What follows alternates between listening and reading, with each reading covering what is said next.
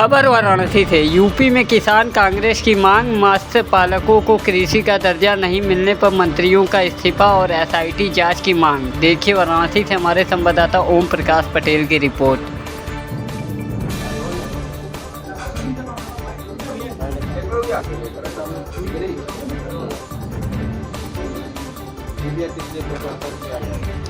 देखिए, प्रेस वार्ता इसलिए किया गया है कि 2014 में मत्स्य पालन को कृषि का दर्जा दिया गया था। उसके साथ साथ एक घोषणा की गई थी कि मत्स्य पालकों को कृषि के रेट पे बिजली की सप्लाई हो।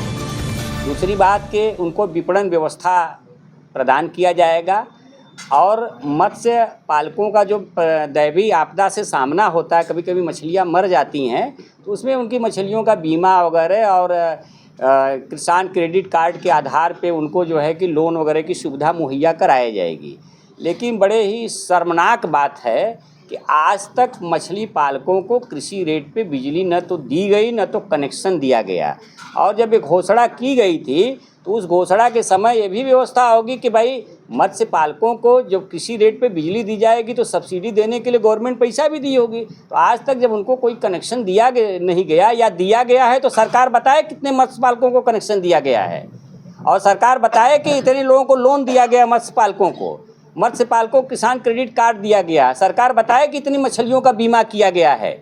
अगर उसने किया है तो सरकार घोषणा करे या प्रेस कॉन्फ्रेंस करे, पता बताए, हम लोग जाएंगे वहाँ पे।